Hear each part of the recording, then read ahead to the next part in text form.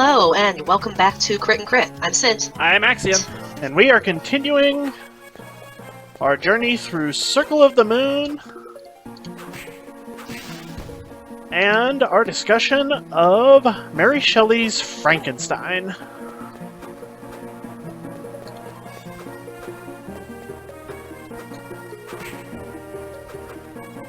So, last time we kind of just talked about just general plot things, as is our wont, which means we should probably talk about the main actors involved in said plot. And, well, there are a few ways we could start this off. Do you want to go chronologically, or significance to the text? Let's go with importance to the story in this case, because otherwise we're going to get bogged down in the narrative setup that's not as important to the story. I'd argue that, but we can get to that later. So I guess that means we are starting with our title character, Victor. But I thought the title character was the monster. I mean, he might as well be, because the creature, which we'll get to later, is infinitely more sympathetic than Victor. Nothing can ever be my fault, Frankenstein. And oh boy, where do we start with Victor? He is an affluent scion of an influential family who has basically had an idyllic childhood, everything he wanted given to him, and has never had to accept responsibility for anything in his life, and it shows. Oh my word, does it show. He is a narcissist. He is whiny, and he is completely and utterly unprepared for being away from his support system in any capacity. Like, the instant he is left on his own, he starts deciding, I'm going to do all sorts of things that I shouldn't be doing, and I'm not going to tell anybody because they might stop me. Wait, what is going on? Why are bad things happening to me? It can't possibly be my fault. He's melodramatic to the extreme, which admittedly could just be, era-specific genre conventions, but yeah, he spends a good chunk of the book unconscious because he's had another favor due to being stressed out over something he did. It's almost like it's his own fault. That It can't couldn't be be. right.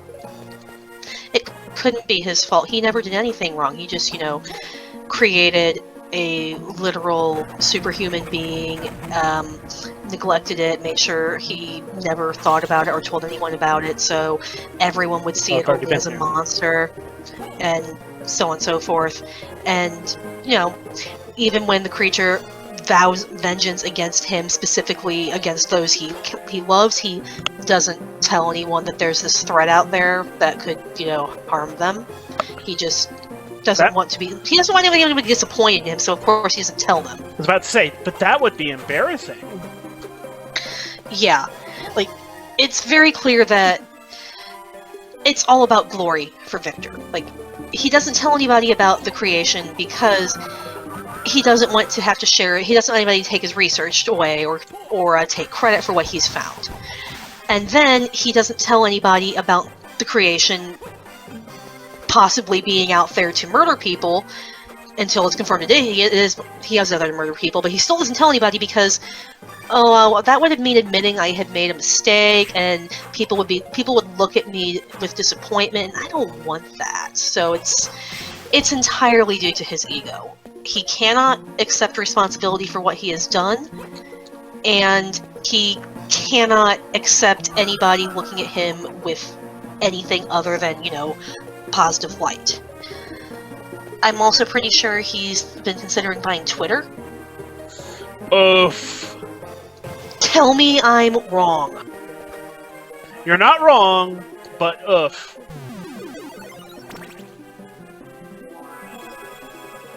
But yeah, Victor is so self-absorbed, even when the monster gives a very, very clear, I will be with you on your wedding night, as in, I just watched you tear apart the thing that was going to be my companion. Turnabout is fair play. Victor's like, yes, he's going to kill me. So I promised my new wife I will tell you tomorrow what's wrong with me. While I fully expect to die tonight, I will tell you tomorrow. So when he knows, quote knows, he's about to die, he still refuses to actually explain anything until after that deadline passes. You don't like Castlevania swords?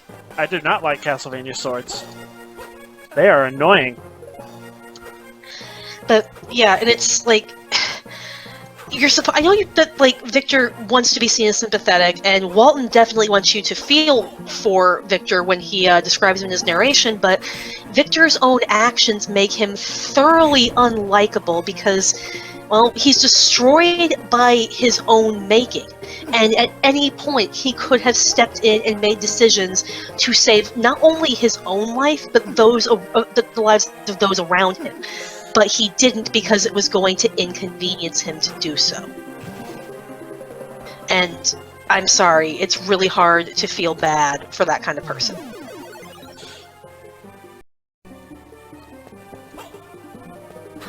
So yeah, that's Victor. Who next? Yep. Well, I believe the logical progression in terms of story relevance would be the creation, the creature, the monster, whatever you end up wanting to call it. Yeah, but you can't call him by his name because he was never given one. Which is itself something I'd like to talk about later, and something I do bring up in my classes is, well, it's really hard to see something as, you know, worth remembering and treating uniquely if you don't give it a name. It's hard to therefore see the monster as human, which just serves to underscore his isolation. And yeah, it's one of those weird cases where the creation, the monster, etc., etc., is unambiguously guilty of committing evil acts. He does actively murder people. But given what you learn about him, it's really, really hard to feel like he's irredeemable, because you can clearly understand what led him there. He, from the moment he was born, has known nothing but rejection and hatred. His own creator ran away at the sight. You leveled up. Ran away at the sight of him, left him alone, confused to navigate the world and figure things out for himself. And despite this, the creature is sensitive, intelligent, eloquent. Notices the consequences of his actions. Like, this is explicitly said when he's at the DeLacy cottage and he realizes that, oh, me taking food from them makes them sad. I won't do that anymore. Which is a step up from his creator. Significantly so. Yeah.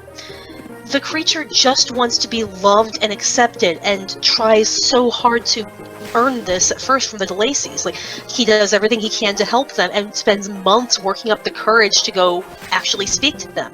It goes terribly. And basically after that, he's like, okay, well, I guess I'll go find my creator, because if anyone's going to love me, he will. But then he finds the notes in the coat he has that describe how much Frankenstein was horrified by his creation. So, like,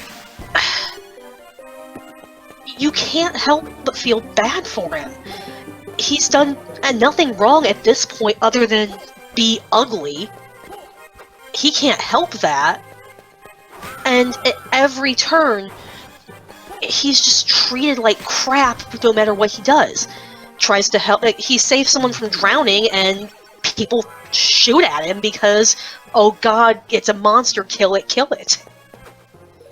And then he seeks out Victor, even though, like, all he knows is, okay, my creator's name is Frankenstein, and he hates me, but he owes me because he's my creator.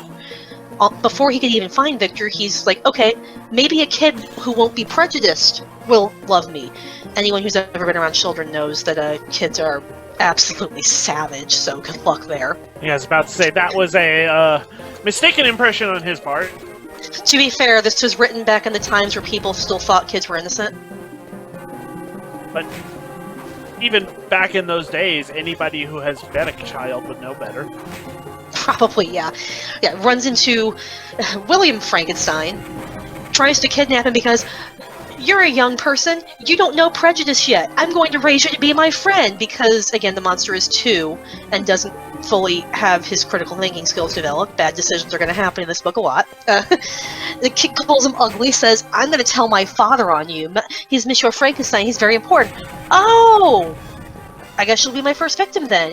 And William starts screaming, and I believe it's accidental at this point that he strangles William, because I'm never sure if he meant you'll be my first victim as in I'm going to kill you, or I'm going to continue with Operation Kidnap a Friend.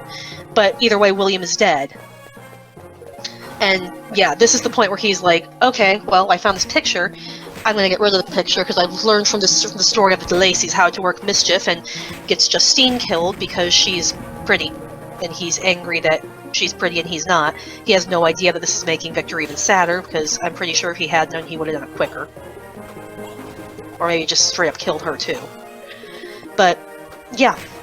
So, he regrets this and tells the story to Victor of learning to speak from the Lacey's, watching them, and ultimately being soundly rejected because of what he looks like, despite the fact that, well, he's a sensitive and gentle soul who happens to be superhumanly strong because of how Frankenstein made him. So he basically gives him an ultimatum of, you're my creator and you owe me for all the pain you've put me through. I don't want to be alone anymore. And if you make me a companion, I promise I will hide from human society for the rest of my life. So which he says he's going to do by going to South America, which I'm guessing in the Shelley's day they were not super aware of. Hey, there's a bunch of people in South America already. It could be a case of unaware. It could also be a case of this is still the height of the British Empire, and quote, savages are not people, quote. Who knows?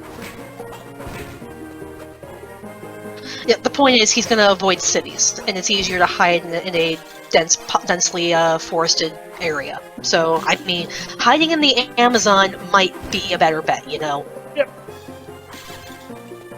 Yeah, it's not a bad plan, it's just one that has That never happens, anyway. Yeah, and also slightly questionable deductions.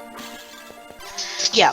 So, case in point, Victor promises this, then reneges on his promise because he has second thoughts about it after it's almost done. So, it's actually worse from the monster's viewpoint because it's like, oh good, it's almost done, he finished it, and then he tore it apart in front of me. So... At that point, how would you not interpret it as intentional malice?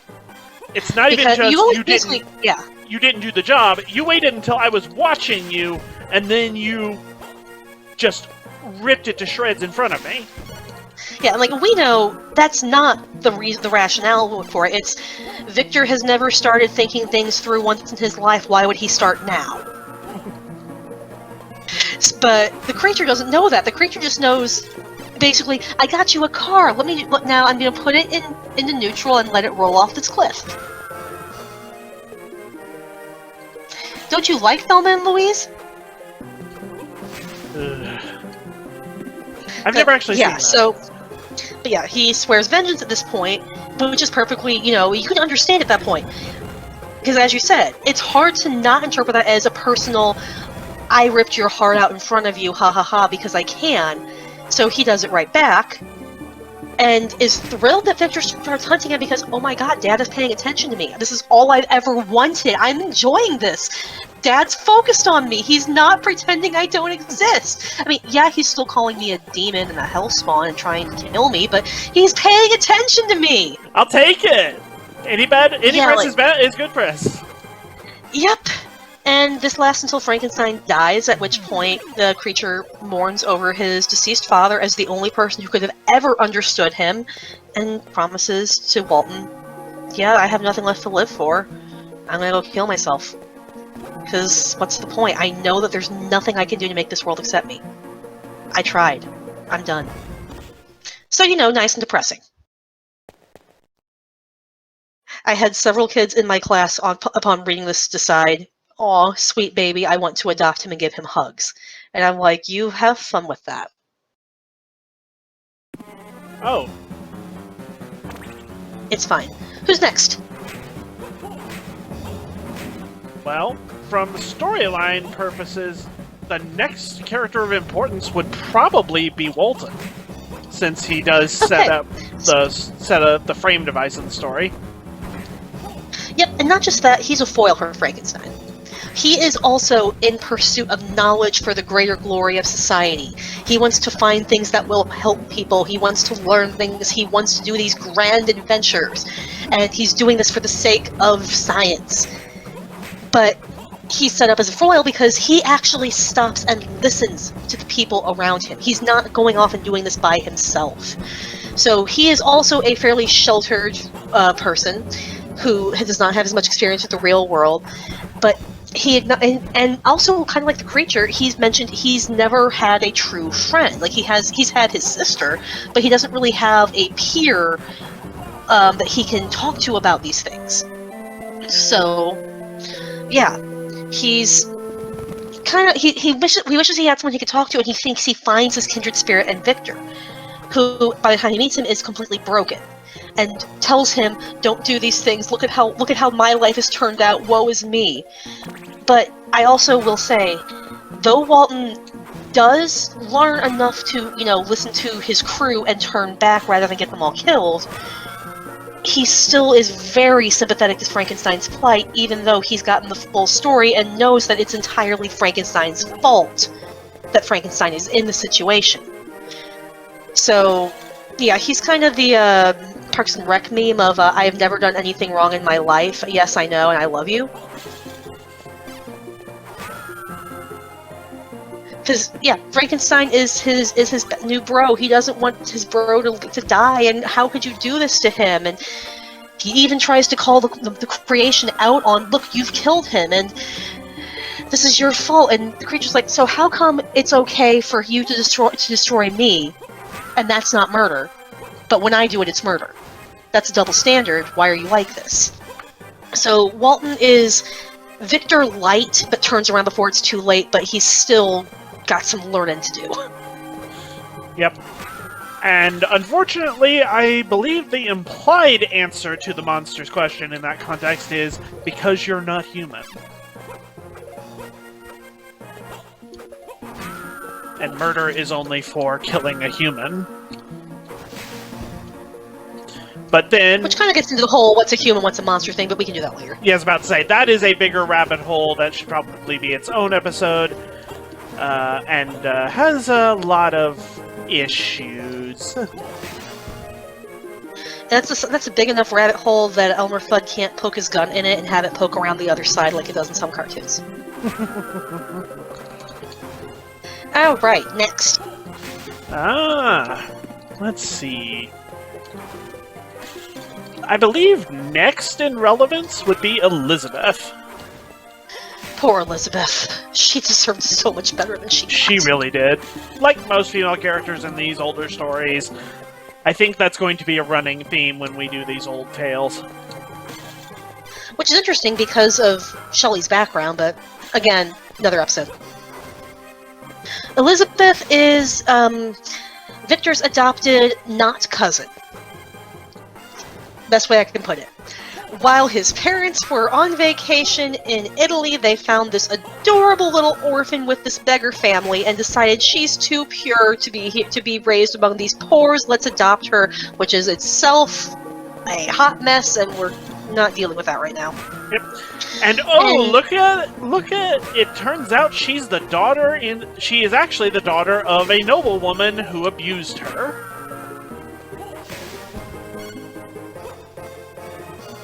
Or was that Justine? I might be getting the backstories confused. Justine wasn't nobility. She didn't have a great relationship with her parents and was taken in by the Frankenstein family as essentially a governess. Just a very well-loved servant friend. Okay, so she was the one being abused. Yeah, Elizabeth was basically taken in by her wet nurse when her family fell on hard times, I believe. Gotcha. Okay, yeah. It's been a bit since I looked at Elizabeth, though. Yeah, I just remember one of the stories was relatively high-up family is abusing their child, so the Frankensteins adopt her. But, yeah. So, anyway, Elizabeth is basically seen as, like, belonging to Victor by Victor. Because when he was, like, 2, his mom said, I got you a present, and it's an adopted, not sister. And Victor took that literally because it's Victor, and he's like this. But Say Elizabeth is just now. a good person. Yep, oof. Yeah, Elizabeth's characterization is literally just good person. Like, she is nurturing, she is kind, she's very motherly after Mrs. Frankenstein passes away from the scarlet fever that she got from Elizabeth. You know, as you do back in these days. But, yeah, you could see her as a surrogate mother for Victor, who he later marries, which, again, oof, but, you know, Oedipal complexes are nothing new here. She is compassionate, she is optimistic and hopeful, like, she is the heart of the Frankenstein family. And she's very much, if she was, you know, around more to be listened to, she probably would have been a better morality chain for Victor, but she actually laments herself that she does not have the same opportunities he does, because, you know, she's a woman, and therefore, college, no, not happening. You stay home and raise William. Which is funny in the context of Shelley getting similar responses for writing a horror book, and we'll get to that in a later discussion. Yeah. But yeah, so she is unfailingly loyal to Victor the entire time, never has any reason to doubt him, mostly because he never actually tells her anything that's bothering him. She is a source of comfort to him, and he is a source of harm to her. Right up until the end, where she can tell something is bothering him. And he promises to tell her, you know, after their wedding night, you know, when he expects to be dead, which means he lies straight to her face about telling her. Yep. And it's the last thing he tells her. Yep, because she gets killed. Because he's too arrogant to consider that she might be the target, and doesn't tell her enough to protect herself. So, the last thing she knows is this horrifying thing she knows nothing about comes in and kills her. Good job, Victor. Poor Elizabeth. And without Elizabeth, the rest of his family just falls apart. Yep. Might as well just go ahead and touch on the rest of his family while we're here. Yep, father is a nice, affluent person who marries Mrs. Frankenstein when she's basically, her family also falls in hard times and her health becomes frail as a result of it. They're just described as good and loving parents, if not always the most carefully attentive. Like, Victor was not neglected, but his dad did not do anything to actually stop him studying this trash science of alchemy that has been debunked like 300 years ago. Yep. So Victor gets a lot of ideas from this. And because Victor is not as closely attended as he probably should have been, he gets all these ideas about, you know, creating life and conquering death. His younger brother is, I'm going to be honest, a spoiled brat from the little we see of him. We don't really see anything about his middle brother other than Ernest exists. So, you know, that's the family. His father dies of grief after Elizabeth is murdered. And Ernest is there too. But that's it. I was about to say, I think Ernest gets off with being the only survivor. So, at least if I remember correctly, there's no actual mention of Ernest dying. Yeah, I think he becomes a mercenary, so he's gone a lot, but yeah. Yeah, then we have Henry. Henry Clerval, Victor and Elizabeth's best friend. He is from a mercantile family, so not quite the aristocracy of the Frankensteins, and he gets to go off to college as well. He's actually the one who takes care of Victor when Victor falls into a fever from bad decisions. He also gets killed because Victor doesn't tell him anything. I'm sensing a pattern here, huh? Victor gets his friends hurt for his own arrogance? Yep. Even though, like, he loves Henry and Elizabeth more than anyone else in the world. Henry is this passionate, artistic soul. He'd do anything for him, except, you know, give him the information to protect himself. Victor's all about the sciences. Henry is all about languages and history and the humanities. Woo! Some paths But, gotta yeah. bend. Even though Henry is a source of comfort to him, Victor does not return the favor and ultimately gets him killed. And honestly, there's also Justine, but she's kind of a minor character. She's, again, the family friend / servant who gets framed for the murder of William. There's not a whole lot to say about her other than she, much like Elizabeth, is uncorruptibly pure. There's not a whole lot going on with some of the characters. But, yeah. This is the cast Frankenstein. We're in for it, huh? Yep.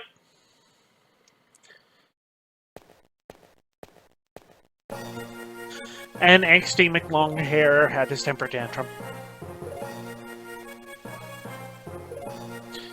Alright, we'll continue this next time. See you then. Bye.